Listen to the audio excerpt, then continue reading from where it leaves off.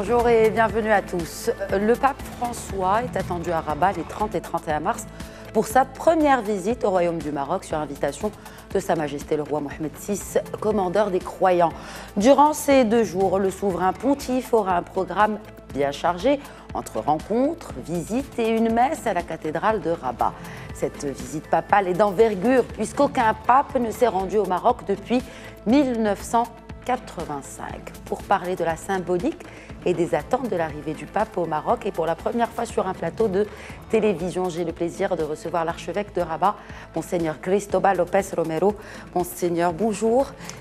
Bonjour à vous tous. Merci. De vous être déplacé dans les studios de Média TV. C'est avec plaisir. Parlez-nous d'abord de la symbolique, j'en parlais il y a quelques instants, de la symbolique de la visite du pape au Royaume du Maroc.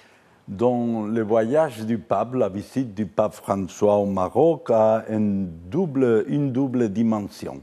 Une dimension, disons, politique et une dimension religieuse. Parce que le pape est en même temps chef d'un État très particulier, l'État du Vatican, et alors c'est une visite d'État. Et de notre côté, que pour nous les chrétiens est la plus importante, il s'agit de notre chef spirituel, donc notre Père vient nous visiter. Alors les actes qui se dérouleront ont cette double dimension, la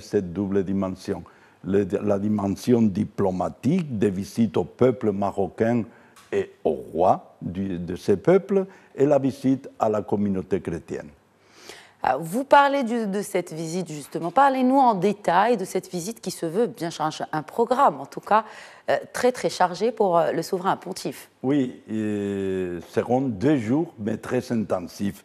Il y aura des moments officiels, la cérémonie d'accueil de bienvenue à l'aéroport de Rabat-Salé et d'au revoir à la fin. Mais il y aura aussi une réception devant le palais royal officiellement. Il y aura aussi un moment d'ouverture à tout le peuple marocain, les autorités, les diplomatiques, dans l'esplanade de la Tour Hassan. Ça, c'est le samedi. Mais le pape veut aussi promouvoir les dialogues interreligieux. Et pour cela, visitera l'Institut Mohamed VI pour la formation des imams, les mourchidines et les mourchidates. Le pape aura aussi des moments de visite à des œuvres sociales, parce que toujours dans ces visites, il veut toucher avec les mains la pauvreté, les situations de vulnérabilité des gens. Et dans ce sens, il sera avec les migrants, subsahariens notamment, et aussi dans une œuvre sociale à Temara, où les filles de la charité prennent soin des enfants brûlés notamment. Et finalement, il aura des rencontres spécifiquement pour la communauté chrétienne. Une rencontre à la cathédrale avec les religieux, prêtres religieuses, et avec les églises chrétiennes, et la messe, la grande messe, qui ne sera pas à la cathédrale, sera dans une salle avec 8000 ou 10 000 personnes. Alors à la cathédrale, on ne pouvait pas Elle ne peut pas contenir tout ce monde-là. C'est ça. Donc voilà un peu le programme, tout cela distribué dans l'après-midi de samedi jusqu'à l'après-midi de dimanche. Un programme en tout cas intense. Vous avez évoqué cette question des migrants et de l'assistance aux migrants. Cette question, vous le savez, votre seigneurie, elle divise, notamment en Europe. Comment l'Église peut-elle changer les choses aujourd'hui ? Le pape a été très sensible à la problématique de la migration depuis le début. C'est curieux, mais il faut rappeler que la première visite, le premier déplacement qu'il a fait en étant pape a été à l'île de Lampedusa, en Italie, qui était le point d'arrivée de la plupart des migrants qui traversaient la Méditerranée en partant de la Libye. Alors le pape nous a offert un programme d'attention, d'accueil aux migrants, avec 4 verbes: accueillir, protéger, promouvoir et insérer. Et c'est ça que l'Église fait partout, en Espagne, en Italie, en Allemagne, mais aussi au Maroc, à travers Caritas et à travers la délégation de migration du diocèse de Tanger. On travaille avec beaucoup de migrants pour les accueillir, tout d'abord, après les protéger parce qu'il y a beaucoup de dangers, il y a des mafias, il y a beaucoup de choses qui ne sont pas bonnes pour eux. Les promouvoir à travers l'éducation, la santé, la formation professionnelle et dans la mesure du possible, les insérer dans la société marocaine s'ils veulent rester, au moins les laisser dans la liberté d'aller là où ils veulent aller. Mais c'est un point fort pour la tâche du pape dans le monde entier. Et une autre question et un autre point qui tient à cœur justement au pape François, c'est celui, vous l'avez évoqué tout à l'heure, celui du dialogue interreligieux, peut-être des dialogues, il pourrait y en avoir plusieurs. D'abord, que pensez-vous de ce concept? Est-ce qu'aujourd'hui on peut parler de dialogue entre les religions en sachant et en connaissant les clashs interreligieux qui existent de nos jours? Justement parce qu'il y a des gens qui profitent de la religion, des gens qui veulent affronter les civilisations, les cultures et les religions, c'est pour cela qu'il est précisément très important de promouvoir un dialogue interreligieux en général et dans notre cas, le dialogue islamo-chrétien. Et le pape a fait beaucoup pour cela.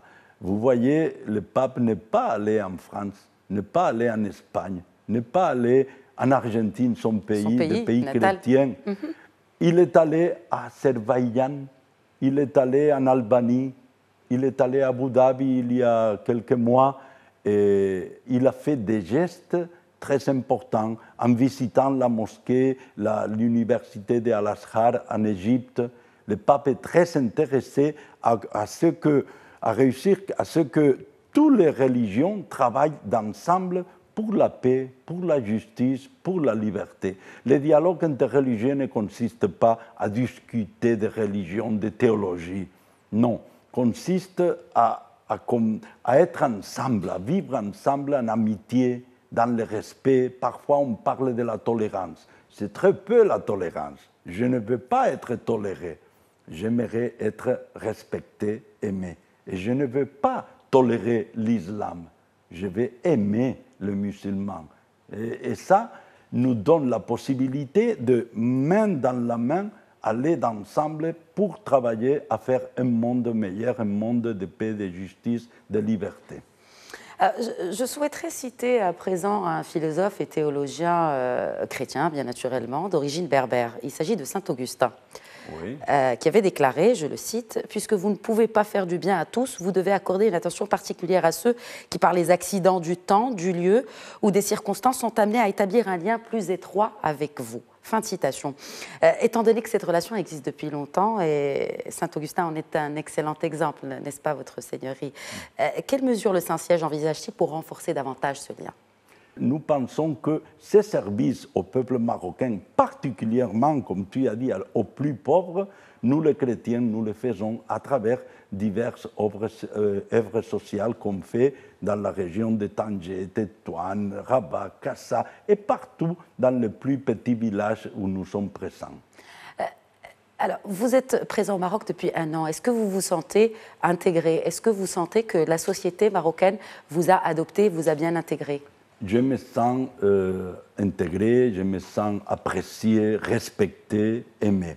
C'est vrai que je suis depuis 1 an, mais avant, dans un autre moment, j'avais été presque 8 ans à Kenitra, où j'ai lié beaucoup de liens d'amitié. Alors, pour moi, ce n'était pas nouveau. Et je profite pour remercier l'accueil que ce peuple marocain nous donne à nous, étrangers, à nous, chrétiens.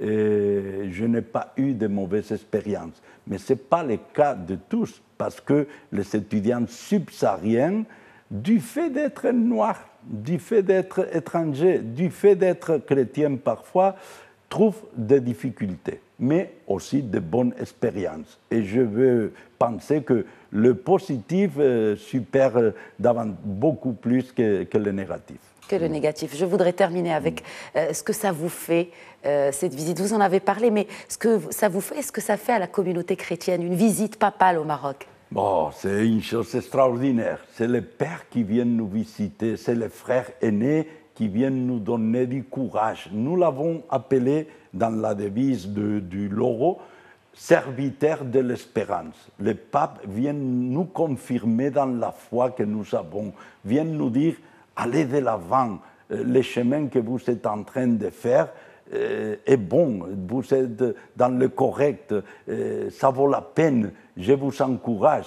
Alors, ça c'est extraordinaire. D'avoir la visite du pape ici, ça veut dire qu'il nous aime, qu'il est à côté de nous. Et vous voyez, il parle toujours que nous devons aller aux périphéries, que nous ne devons pas rester dans les endroits où les choses sont acquises, que nous devons sortir. Il parle d'une église en sortie. Mais lui le dit avec la bouche et il le pratique avec les faits, parce qu'il visite des pays où il n'y a pas de chrétiens, ou très peu. Il va à des endroits où il y a la pauvreté la plus extrême. Alors tout cela nous encourage et pour nous, cette visite que nous allons vivre en quelques jours, c'est quelque chose d'extraordinaire. Alhamdulillah, nous rendons grâce à Dieu. Merci beaucoup, Monseigneur Cristobal, merci de vous être encore une fois déplacé dans nos studios. Merci. C'est un plaisir. Merci à tous de nous avoir suivis. Très bonne suite des programmes sur Médien TV, Médien TV Afrique.